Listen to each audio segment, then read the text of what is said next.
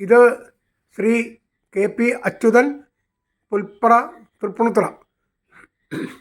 തൃപ്പൂണിത്തുറയിലെ സാംസ്കാരിക സാമൂഹ്യ രംഗങ്ങളിൽ ഒരു നിറസാന്നിധ്യമായിരുന്ന വ്യക്തി. ഇന്ന് അദ്ദേഹത്തിൻ്റെ 93-ാം പിറന്നാളാണ്. കോളേജിൽ പഠിക്കുന്ന കാലത്ത് തന്നെ സോഷ്യലിസ്റ്റ് വിദ്യാർത്ഥി പ്രസ്ഥാനത്തിലൂടെയാണ് അദ്ദേഹം പൊതുരംഗത്തേക്ക് വന്നത്. കോളേജ് യൂണിയൻ സെക്രട്ടറി ആയിരുന്നു. വിദ്യാഭ്യാസം പൂർത്തിയാക്കിയ ശേഷം തൃപ്പൂണിത്തുറയിൽ ഇന്ന് വളരെ പ്രശസ്തമായി പ്രവർത്തിക്കുന്ന അർബൻ കോപ്പറേറ്റീവ് ബാങ്ക്, അതിൻ്റെ ആരംഭദശയിൽ ബാലാരിഷ്ടകൾ നിറഞ്ഞ കാലം അതിൻ്റെ പ്രസിഡന്റ് സ്ഥാനം ഏറ്റെടുത്ത് അതിനെ ആ കഷ്ടപ്പാടിൽ നിന്നും കരകയറ്റിയ വ്യക്തിയാണ് അദ്ദേഹം. അത് കഴിഞ്ഞ് തൃപ്പൂണിത്തുറ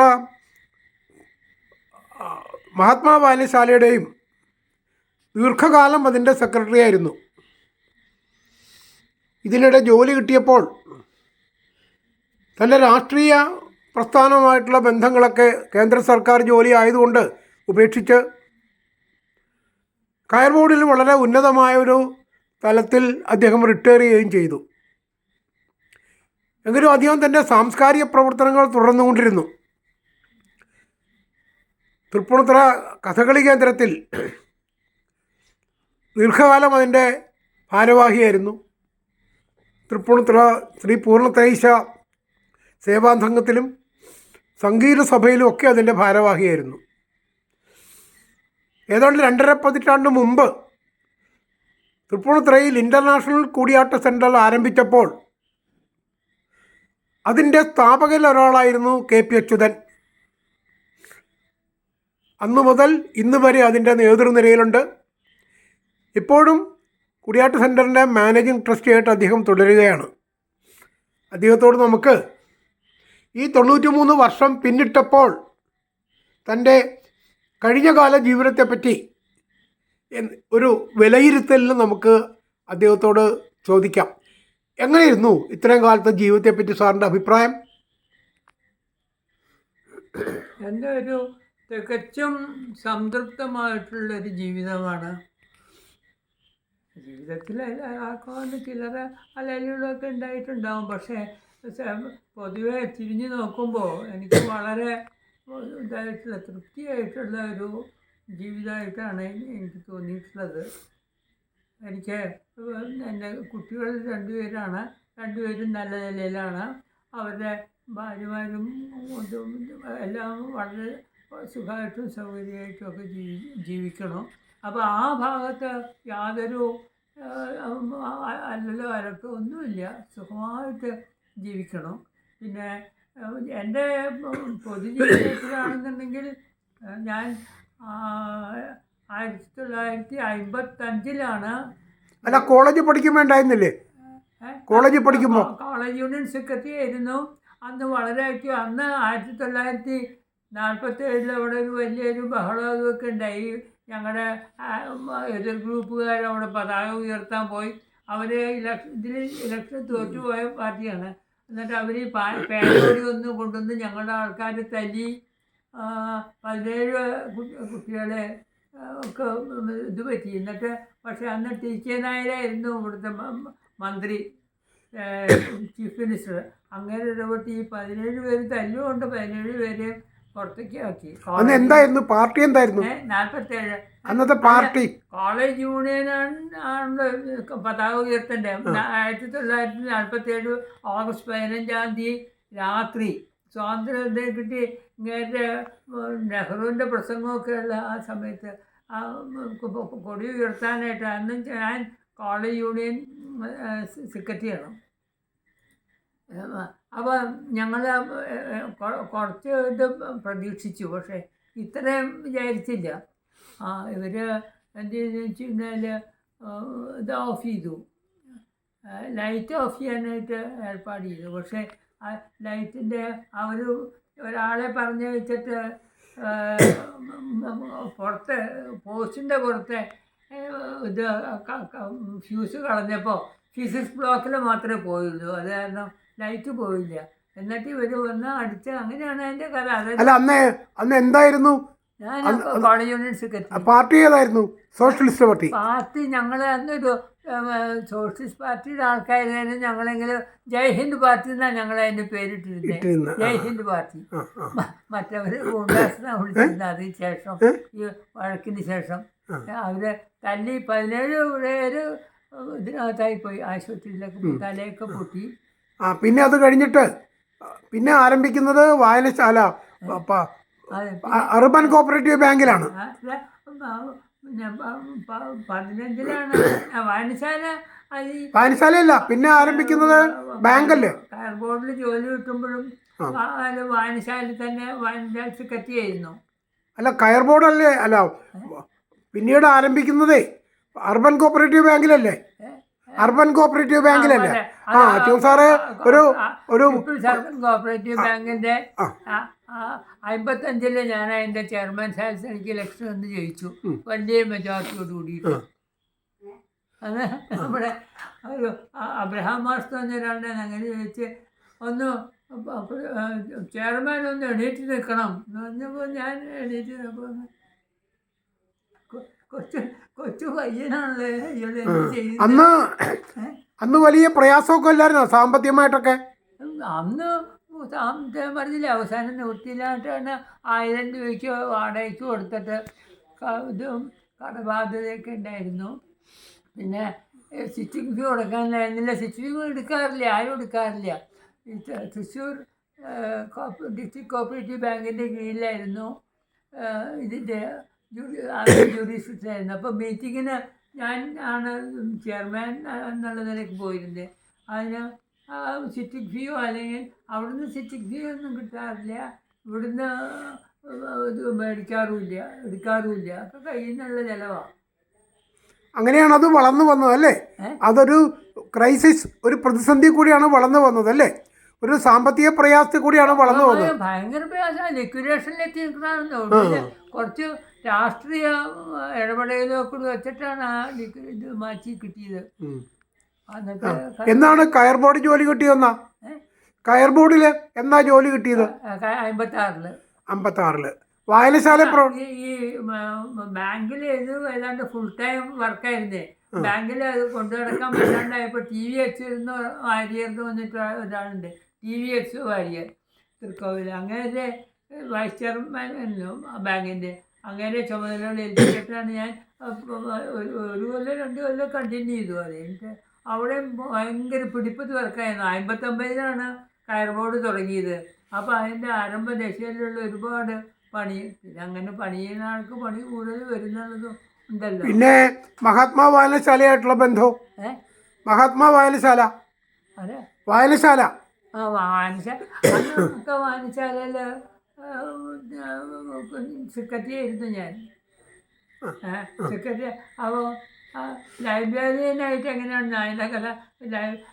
സ്കൂൾ ഫൈനൽ പാസ്സായിട്ട് ടൈപ്പ് റൈറ്റിംഗ് ഷോർട്ട് ഹാൻഡ് പഠിക്കാനായിട്ടുള്ള കുട്ടികൾ അപ്പോൾ 10 രൂപ ലൈബ്രറിയനോട് കൊടുക്കും. അപ്പോൾ ഈ 10 രൂപ കൊണ്ട് പഠിച്ച എങ്ങനെയാണ് ഒരു 6 പേര് അവിടെ ഇപ്പോൾ ഈ 200 രൂപ ഇത് ഡെപ്പോസിറ്റ് കെട്ടണം മെമ്പർഷിപ്പിന്, പുസ്തകം ലെൻഡ് എടുക്കണം എന്നുണ്ടെങ്കിൽ. അവരുടെ അടുക്കൽ നിന്ന് കിട്ടിയ കാശും കൊണ്ടൊരു 4 പേര് പോയി.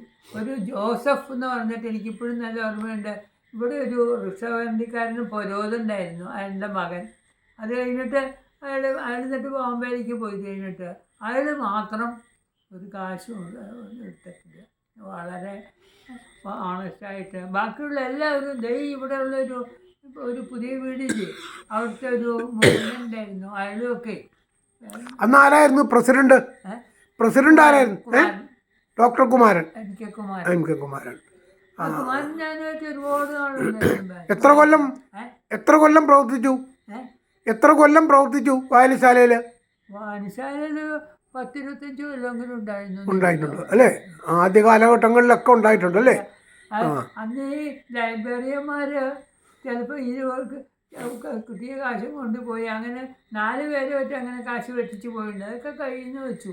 പിന്നെ ഞാൻ പറഞ്ഞില്ല, ഈ പരോലിൻ്റെ മാത്രം വളരെ ഓണസ്റ്റായിട്ട് ഇതായിട്ട് ചെയ്തു. പിന്നെ പ്രവർത്തിച്ചു സംഘടന പിന്നെ കഥകളി കേന്ദ്രം അല്ലേ? കഥകളി കേന്ദ്രമാണ് പിന്നെ പ്രവർത്തിച്ച സംഘടന. കഥകളിയുടെ ആദ്യത്തെ സ്റ്റേജിൽ ചെയ്തു. എറണാകുളം കഥകളി ക്ലബ്ബിൽ അന്ന് തന്നെ നേരത്തെ തന്നെ ഞാൻ മെമ്പറായിരുന്നു. അന്ന് നമ്മുടെ നെടുങ്ങാടി സാറാണ് ഞങ്ങളുടെ ചെയർമാനായിരുന്നു. കണ്ടപ്പോൾ എല്ലാം പ്രസിഡൻ്റൊക്കെ ആയില്ലേ നെടുങ്ങാടി, TMP നെടുങ്ങാടി, അങ്ങനെയായിരുന്നു ചെയർമാൻ. ഒരു ദിവസം അങ്ങനെ എന്നെ വിളിച്ചിട്ട്, അച്ഛാ ആ കോപ്പ് നീ എത്തിയില്ലല്ലോ, ഈ കയറിലെന്താ കോപ്പ് എന്താ? അത് ഞാൻ ഒന്ന് അന്വേഷിക്കട്ടെ. അപ്പം മുറ്റത്തുള്ളി മധു എന്ന് വന്നിട്ടുണ്ടായിരുന്നു. കടയോഗം പ്രസിഡന്റ്, സെക്രട്ടറിയും പ്രസിഡൻറ്റും ഒക്കെ ആയി. ഒരു ട്രഷർ ഹൗസ് ഓഫ് എനർജി എന്ന് പറയും, അത്ര ഇതാണ്. ഞാൻ മധുരം വിളിച്ച് ചോദിച്ചിരുന്നപ്പോൾ പറഞ്ഞു, അതിന് പരിഭ്രമിക്കാനില്ല, ഇവിടെ എത്തിയിട്ടുണ്ട്, എടപ്പള്ളിക്ക് അങ്കമാലിയോ അവിടെ അവർ വണ്ടി എത്തിയിട്ടുണ്ട്, കലാവണ്ടി വരികയാണ്. വരുന്നില്ല. അല്ല അച്ഛ ഇപ്പോൾ ഇങ്ങനെ നെടുങ്ങാടിയുടെ ചോദ്യം, ഇപ്പം കിടന്നു കഴിഞ്ഞാലും ചുറ്റി തീരുമോ? അപ്പോൾ ഈ കയറുമായിട്ട് ഇങ്ങനെ കഥകളിക്കാരനല്ല, എനിക്കറിയില്ലല്ലോ. ഞാൻ നോക്കാം, അന്വേഷിക്കാൻ ഞാൻ വന്ന് ചോദിച്ചിരുന്നപ്പോൾ ഞാൻ മധുവിനെ വിളിച്ചു. അപ്പോഴാണ് മധുവ പറഞ്ഞു, അന്ന് ഇവിടെ ഒന്നും കോപ്പില്ലേ? ഇവിടെ കോപ്പുകളില്ലേ? എവിടെ കോപ്പുകൾ ഇവിടെ ഇല്ലേ? ഇവിടെ കോപ്പൊന്നുമില്ല, കലാവണ്ടിട്ടില്ല. അല്ല, നമ്മൾ ചോദിച്ചതല്ല. തൃപ്പൂണിത്തുറ കഥകളി കേന്ദ്രം തുടങ്ങിയ കാലത്ത് അതിലുണ്ടല്ലോ. അത്ര ഉണ്ടായിരുന്നില്ല, അത് മങ്കേരിയായിരുന്നു, കൃഷ്ണകുട്ടി പുതുവാളിന്റെ. അതാണ്. അല്ല, തൃപ്പൂണിത്തുറ കഥകളി കേന്ദ്രത്തിലേ തൃപ്പൂണിത്തുറ കഥകൾ ഈ കൃഷ്ണകുട്ടി പുതുവാളിന്റെ ഏറ്റവും മേടിച്ചാണ്. അല്ല, അതിന്റെ നേതൃത്വത്തിലുണ്ടായില്ലേ? അതിന്റെ നേതൃത്വത്തിലുണ്ടായില്ലേ? കഥകളി കേന്ദ്രത്തിന്റെ സെക്രട്ടറി ആയിരുന്നില്ലേ? പിന്നെ കഥകളി പിന്നെ ഞാൻ ഒരുപാട് ആൾ സെക്രട്ടറിയും ഇവിടെ സതി ജോയിന്റ് സെക്രട്ടറിയോ അസിസ്റ്റന്റ് സെക്രട്ടറിയോ ഒക്കെ ആയിരുന്നു. ഒരുപാട് നാള് അതിന്റെ ജൂബിലിയൊക്കെ ആഘോഷിച്ചപ്പോൾ അല്ലേ? ഞാൻ സെക്രട്ടറി ആയിരുന്നു. ജൂബിലി കാലത്തല്ലേ? ജൂബിലി ആഘോഷിച്ച് ഞാൻ സെക്രട്ടറി ആയിരുന്നു. പിന്നെയുള്ളത് സേവാ സംഘം. ആരും ഏറ്റെടുക്കാൻ തയ്യാറില്ല. നമ്മുടെ ആനുവൽ മീറ്റിംഗ് കൂടി കഴിഞ്ഞപ്പോഴേ നമ്മുടെ ഇവിടെ വെച്ചിട്ടായിരുന്നു കൂട്ടൂർ ഹാളിൽ. അപ്പോൾ എല്ലാവരും ഞാൻ പറഞ്ഞു, ഞാൻ ചുമതല എടുക്കാം. പിന്നെ നടത്താണ്ട് പോകണം ശരിയല്ലല്ലോ. പിന്നെ സേവാ സംഘത്തിലുണ്ടായിരുന്നില്ലേ? സേവാ സംഘം, പൂർണ്ണത്രയീശ സേവാ സംഘം. പൂർണ്ണത്രയീശ സേവാ സംഘത്തിൽ അവിടുത്തെ ഞാൻ പറഞ്ഞില്ല ഒരു കഥ. ഞാൻ ജയൻ പ്രസിഡൻറ്റ്, വൈസ് പ്രസിഡന്റ് എന്ന് പറഞ്ഞാൽ എൻ്റെ പേര് സജസ്റ്റ് ചെയ്തു. അപ്പോൾ ഇങ്ങനെ എഴുതുമല്ലോ, പ്രപ്പോസൽ ബൈ സെക്കൻഡഡ് ബൈ എന്ന് പറഞ്ഞു കഴിഞ്ഞാൽ നമ്മുടെ ഒരു വാസു എന്നും പറഞ്ഞ ഒരാളുണ്ട്, നമ്മുടെ ആ എല്ലേക്ക് അനിയൻ,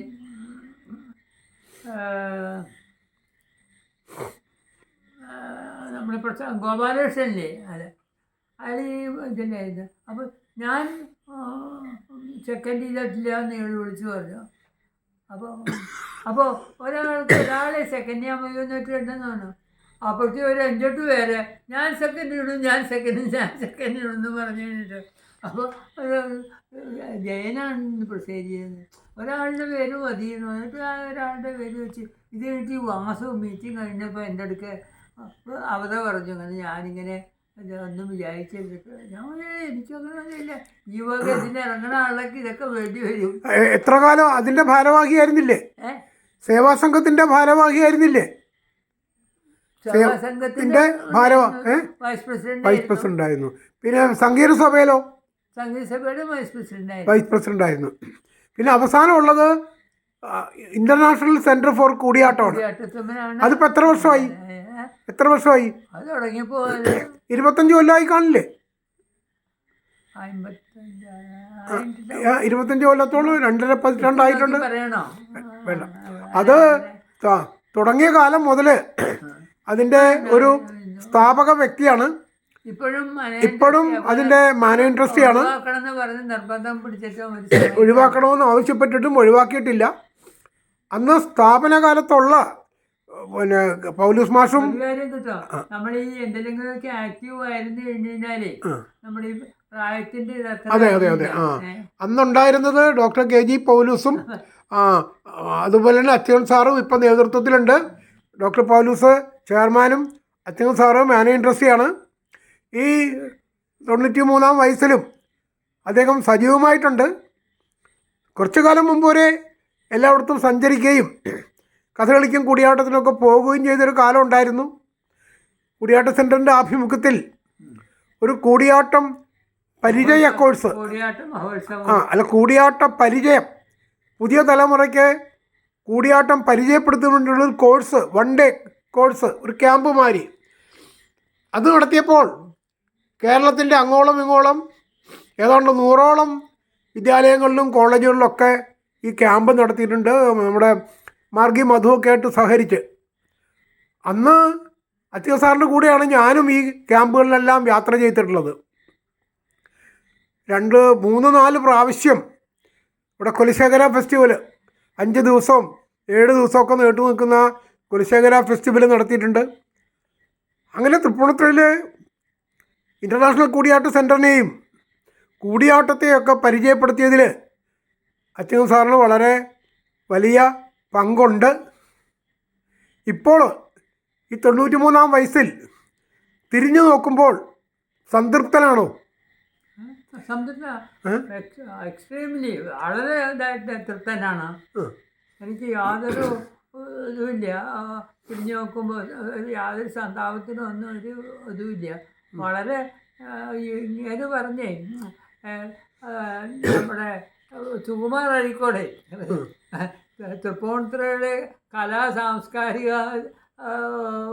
സാമൂഹ്യ പ്രവർത്തനത്തിൻ്റെ ഒക്കെ കാരണവരാണ് അച്യുതൻ മാഷ് എന്ന് സുകുമാർ. അപ്പോൾ ഞാൻ പറഞ്ഞു, അത് സുകുമാർ അത് പറയേണ്ടത് മാഷല്ല, തൃപ്പൂണിത്തക്കാരല്ല. ഈ ഇതിൻ്റെ വടക്കേറ്റത്തിരിക്കുന്ന അഴീക്കോടുള്ള ഒരാൾ വന്നിട്ട് തൃപ്പൂണിത്തുറക്കാർക്ക് ഒരു സർട്ടിഫിക്കറ്റ് കൊടുത്തിട്ട് അവർ ആ തൃപ്പൂണിത്തുറയുടെ മനസ്സറിയാമെന്നുള്ള ആളാണ് ഞാൻ. അതൊന്നും അച്യുതൻ മാഷ് പറയണ്ട, എൻ്റെ അടുക്ക് പറയണ്ടെന്ന്. ഈ സാഹിത്യ പരിഷത്തുമായിട്ടുള്ള ബന്ധമില്ലേ? സാഹിത്യ പരിഷത്ത് സാഹിത്യ പരിഷത്തിന് ഞാൻ വളരെ ആക്റ്റീവായിരുന്നു. 51 സാഹിത്യ പരിഷത്തിൽ ചേർന്നു. അതായത് ഏറ്റവും പഴയ ആൾക്കാരിൽ ഇപ്പോൾ ജീവിച്ചിരിക്കുന്നതിൽ ഏറ്റവും ഇതായിട്ടുള്ള പഴയ ആൾ ഞാനാണ്. ഞാനത് ഒരിക്കലും ആജീവനാംഗങ്ങളുടെ ഇത് നോക്കിയപ്പോൾ അന്ന് അവിടെ ഒരു കോട്ടയം എറണാകുളം ഒരു ക്ലിക്ക്, കുറച്ചൊരു കമ്മ്യൂണൽ ഇതും കൂടി ഉണ്ടായിരുന്നു. കോട്ടയത്തുള്ള ഒരു കേരളഭൂഷണം എന്ന പേപ്പറുണ്ട്, അതിൻ്റെ ഒരു തരിയൻ ആനി ജോസഫ് അവരൊക്കെ ആയിരുന്നു. മറ്റേ ഭാഗത്ത് ഗുപ്തൻ നായർ, മറ്റേ ശങ്കരക്കുറുപ്പിനെ മുമ്പിൽ നിർത്തി അവരങ്ങനെയൊക്കെ ആയിരുന്നു. അപ്പോൾ ഇത് രണ്ടിനെ ഒഴിവാക്കിക്കൊണ്ട് ഞങ്ങൾ പോഞ്ഞിക്കർ റാഫി ഞാനും ഒക്കെ കൂടി ഒരു ഇതുണ്ടാക്കി ഞങ്ങൾ ജയിച്ചു. പക്ഷേ ഈ രണ്ടിലും അങ്ങോട്ട് കംപ്ലീറ്റ് ആയിട്ട് ഐഡൻറ്റിഫൈ ചെയ്യാണ്ട് കുറച്ച് നാൾ നിൽക്കുന്നത് വെച്ചിട്ട് ഞാൻ എൻ്റെ ഈ കമ്മിറ്റിയിലേക്കുള്ള ഇത് കൊടുത്തപ്പോൾ ഞാൻ അതിനകത്ത് അക്സെപ്റ്റ് ചെയ്യണമെന്ന് പറഞ്ഞിട്ട് ഒരിതുണ്ടല്ലോ, അത് ഒപ്പിടാണ്ട് കൊടുത്തിട്ട് ഞാൻ പോയി അവിടുന്ന്.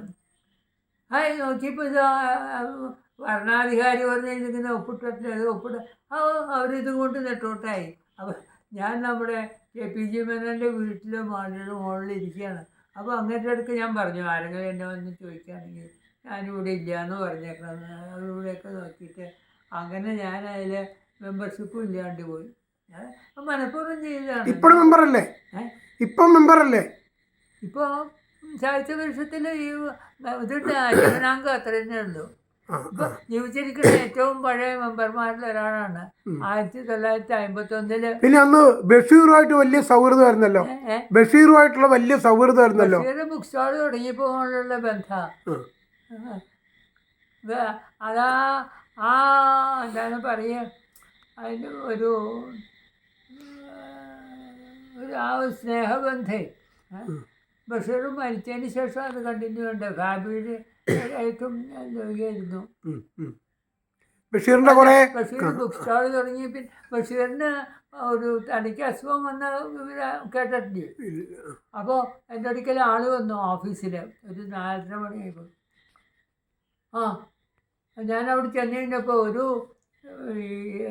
ട്രൗസർ, ഇത് അണ്ടർവെയറില്ലേ, ട്രൗസർ ഈ ടൈപ്പുള്ള അതുണ്ട്, കയ്യിലൊരു കഠാരി ഉണ്ട്. അപ്പോൾ ജനലിക്ക് കൂടി വേണമെങ്കിൽ കുത്താൻ ഇതെന്തത് എന്ത് പക്ഷേ എന്തത്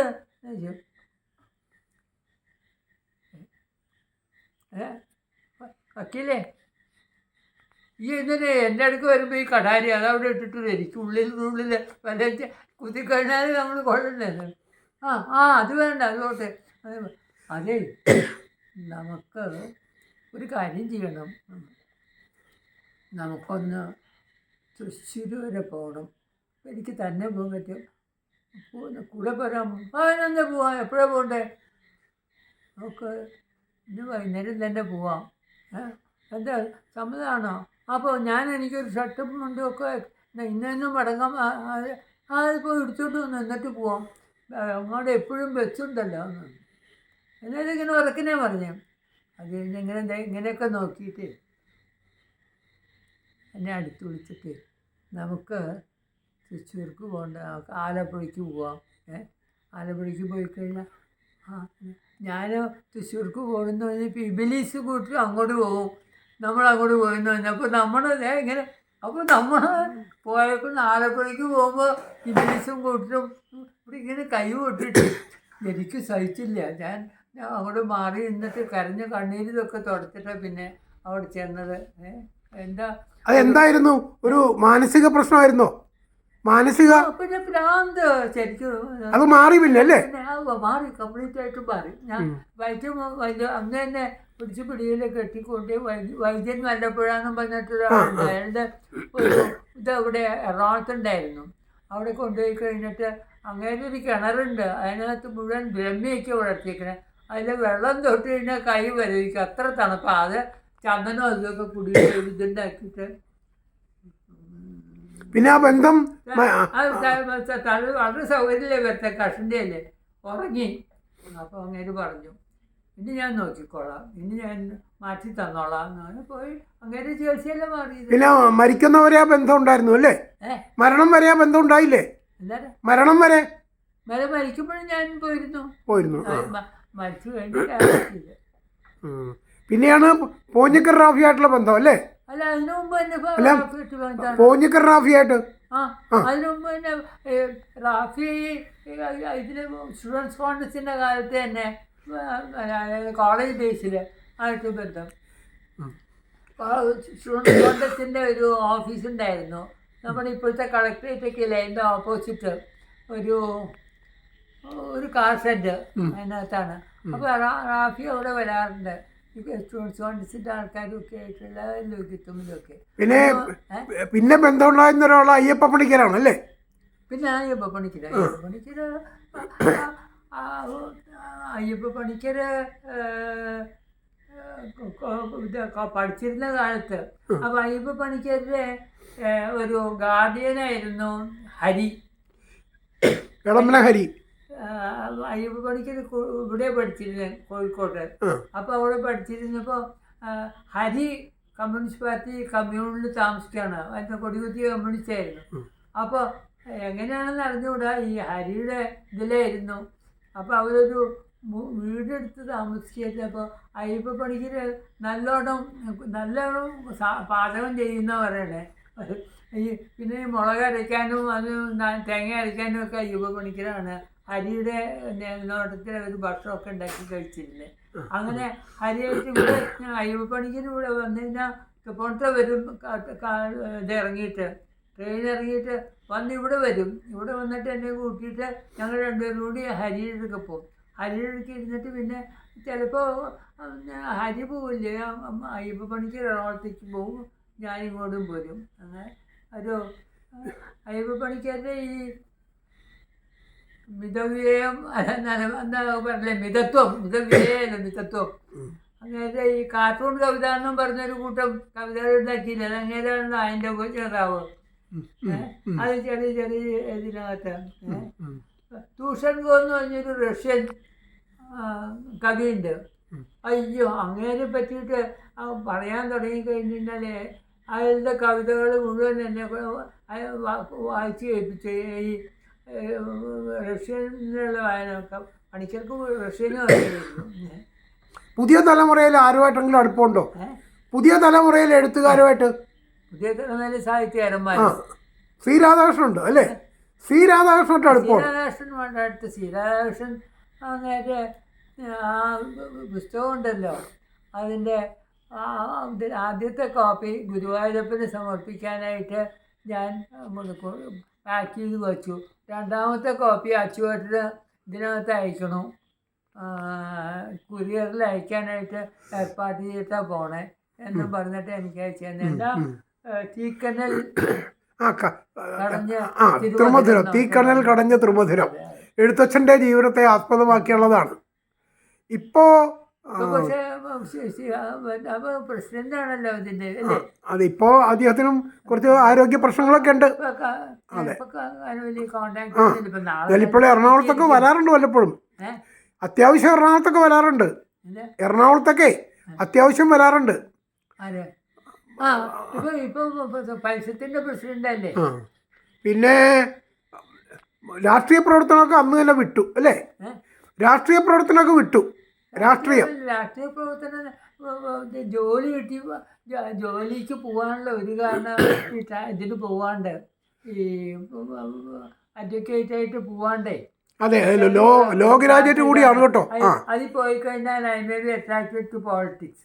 പോളിറ്റിക്സ് ഞാനൊരു മിസ്ഫിറ്റാണ്. എനിക്ക് ഈ കള്ളന്മാരുടെ ഇത് പറ്റില്ല, അത് കാരണം. അപ്പോൾ നമ്മുടെ BK മേനോൻ എന്ന് പറഞ്ഞൊരു ബാരിസ്റ്റർ അല്ലേ, ഇവരുടെ ഒരു കേസ് ദീനബന്ധുവിൻ്റെ അവരുടെ ടാക്സിൻ്റെ അതങ്ങേരെ കൈകാര്യം ചെയ്തിരുന്നത്. അപ്പോൾ അങ്ങേരെ ഒരു നോട്ട് ഉണ്ടാക്കി കൊണ്ടുവന്നിട്ട് ചേട്ടനെ ഏൽപ്പിച്ചു, എൻ്റെ ബ്രദറെ നാരായണ മേനോൻ, മാധവൻ നായരുടെ കോൺഫിസ് കീപ്പറായിരുന്നു, KP മാധവൻ നായരുടെ. അപ്പോൾ അപ്പോൾ ചേട്ടൻ എൻ്റെ അടുക്ക പറഞ്ഞു, ഇപ്പോൾ ഞാനായിരുന്നു ഉണ്ടാക്കി കൊടുത്തു. അപ്പോൾ അങ്ങനെ അത് കഴിഞ്ഞപ്പോൾ അപ്പോൾ മേനോൻ ഈ അനിയൻ എന്താ ചെയ്യേണ്ടതെന്ന് ചോദിച്ചു. അവന് കയർ ബോർഡിന് ജോലിയാണ്, നല്ലൊരു ലീഗൽ ബാക്ക്ഗ്രൗണ്ട്, അവൻ BA ആണ്. എന്നിട്ട് പിന്നെ എന്തിനാണ് പോയേക്കണേ? ഇപ്പോൾ അവിടെ എന്ത് ശമ്പളം കിട്ടുന്നുണ്ടാവും? ഞാൻ അതിൻ്റെ ആ ശമ്പളത്തിൻ്റെ 3 times കൊടുക്കാം, ഇവിടെ വന്ന് ജോയിൻ ചെയ്യാൻ പറയും. അപ്പോൾ പോളിറ്റിക്സിലേക്ക് പോകാൻ ചാൻസ് ഉണ്ട്, സർക്കാർ ഉദ്യോഗമാണെങ്കിൽ അതുണ്ടാവില്ല. അത് പറഞ്ഞിട്ടാണ് ഈ കയർ ബോർഡിലെ ജോലി അക്സെപ്റ്റ് ചെയ്തത് എന്ന് ഞാൻ പറഞ്ഞാലും വരില്ല എന്ന് പറഞ്ഞു. അപ്പോൾ ദീനബന്ധുവിൻ്റെ എന്നെ വേണ്ടി അന്ന് TK നായരുടെ ഭരണം ഒരു കേസ് വന്നു. അപ്പോൾ അതിന് ഇങ്ങനെയായിരുന്നു ഇവരുടെ അഡ്വക്കേറ്റ്, ഒരു നോട്ട് ഉണ്ടാക്കണമെന്ന് പറഞ്ഞാൽ ഞാനൊരു നോട്ട് ഉണ്ടാക്കി കൊടുത്തു.